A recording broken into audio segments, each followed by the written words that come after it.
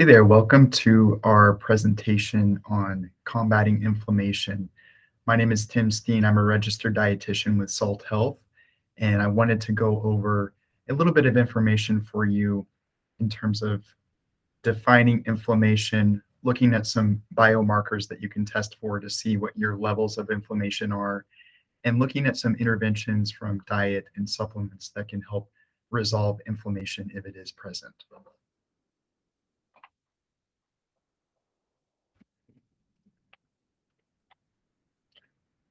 To start off, inflammation is defined as redness, swelling, pain, or a feeling of heat in an area of the body. This is a protective reaction in response to injury, disease, or irritation of tissue. It's an important process that your body undergoes for healing. So acute inflammation or short-term inflammation is very important. It helps the immune system identify, attack, and remove bacteria, viruses, parasites, organisms that aren't supposed to be there, compounds that aren't supposed to be there. Where inflammation can become trouble is when it becomes chronic. Sometimes inflammation has difficulty turning off, or in other words, the immune system becomes overactive for too long of a time period. An overactive immune system can start to damage your own body tissue. So chronic inflammation is defined as an inflammatory response of prolonged duration, a matter of weeks to months, in which inflammation, tissue injury, and attempts at repairing coexist in varying combinations.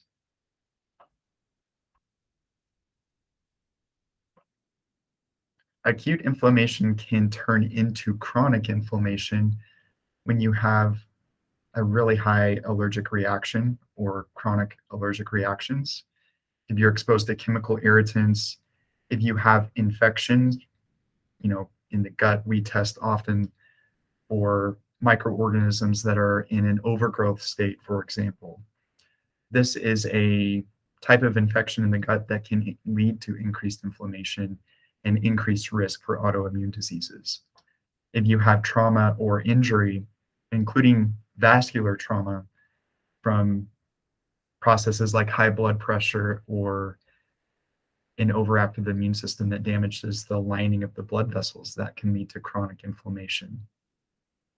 Burns, laceration, cuts, and wounds are also types of acute inflammation. Chronic inflammation can lead to cardiovascular disease developing, neurological diseases, autoimmune diseases like rheumatoid arthritis, lupus, fibromyalgia, which is not a very well defined, just chronic pain all over the body, and then things like cancer as well. There is a lab test that we can perform here to look at a couple of different markers of inflammation. On your cardio IQ panel, which is an advanced lipid panel, you've probably checked your cholesterol at some point in your life. If you haven't, I would recommend getting it checked to see what your cholesterol levels are.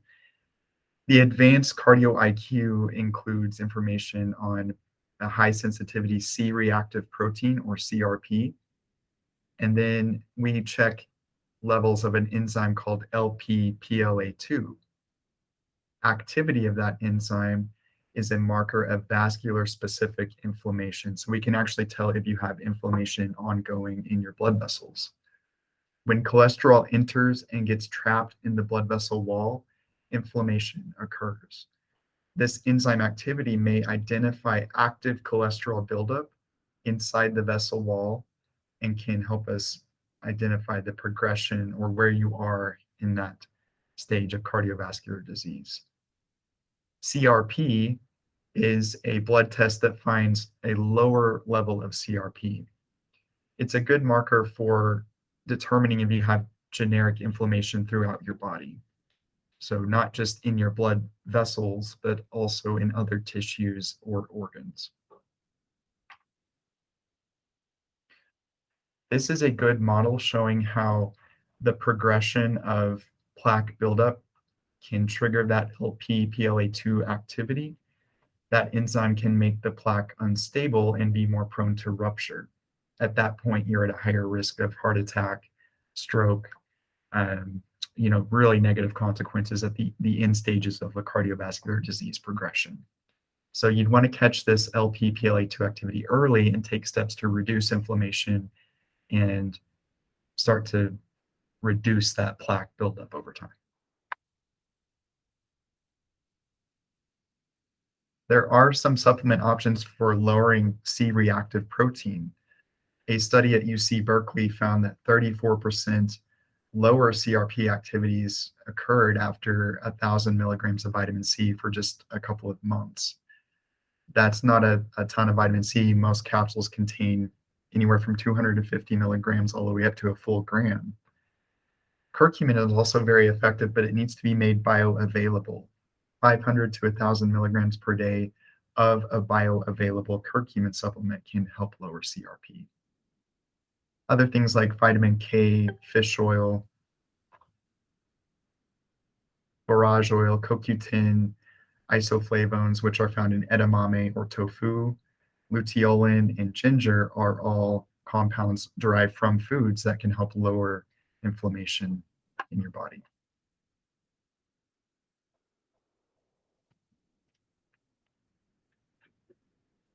There are some strategies for lowering LP-PLA2 activity. Alpha lipoic acid is one of the ones that I've used pretty frequently here after reviewing certain labs. Alpha lipoic acid dosage from 100 to 600 milligrams twice daily is a supplement option. You can also get alpha lipoic acid from organ meats like liver. You can also find it in spinach, broccoli, and tomatoes for those that are averse to eating organs. Red yeast rice is also an option for this enzyme activity. Vitamin D with vitamin K2 is something that we use pretty often here. And then consuming more omega-3 fats from fish like salmon, herring, trout, sardines, or plant-based sources like flaxseed, chia seed, hemp seeds, and walnuts are also very good for lowering this activity.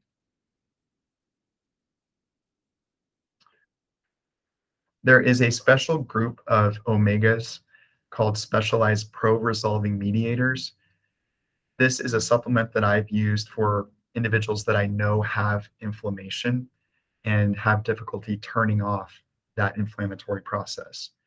Our genetic test, the Intelligx DNA test that we offer, can show certain variants or SNPs that impact your ability to resolve or turn off inflammation.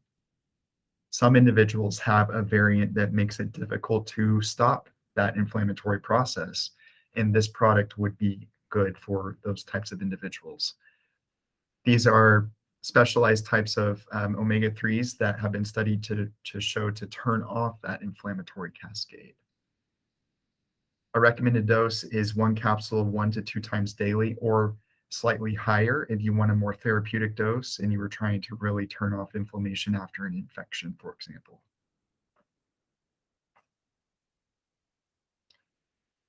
Curcum-Evail is another supplement that can help lower CRP. That is the bioavailable curcumin that I've referenced in the previous slide. And a recommended dose is 1 capsule once daily with food.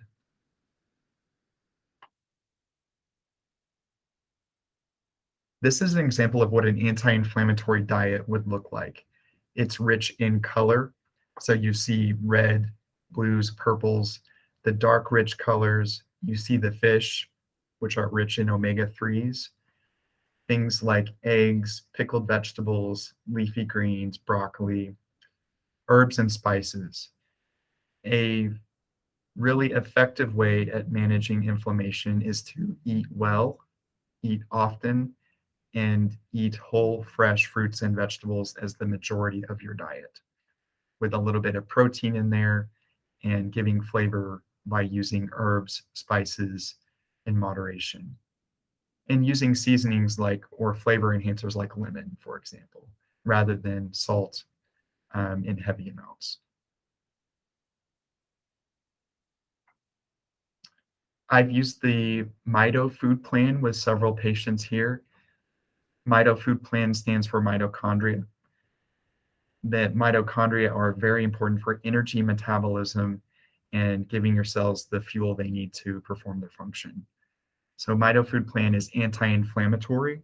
I will usually modify it or customize it based on your sensitivities or preferences. And I will usually modify it to be lower carb as well. So about 30% of your calories would be coming from carbohydrates when I mark up this plan for you.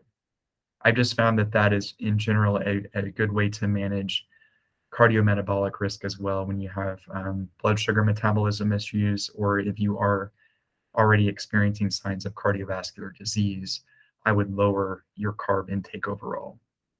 Certainly not a ketogenic plan. I rarely use that. And sometimes I'll have patients that want to try a keto food plan or a keto approach to eating. We'll do that for a couple of weeks and then transition to this more anti-inflammatory, low carb approach. So if you're interested, you can meet with me, schedule an appointment through a care coordinator, and we can customize a food plan like this for you. What I would do there is look at your lab values that you've had so far here with us at SALT and take everything that the other providers are treating into account when I customize your food plan as well, and really mark it up and customize it for you. We'll fill in the servings per day recommendation and go through other strategies as well to help you meet your health goals. So if you have any questions or comments, I encourage you to either leave them in the comments below or contact us at the front desk. They can get you in touch with me. Again, my name is Tim Steen. I'm the dietitian here at SALT, and I'd be happy to go through a food plan with you and help you find ways to help resolve inflammation with any health issues that you might be experiencing currently. Thank you for your time and have a good night.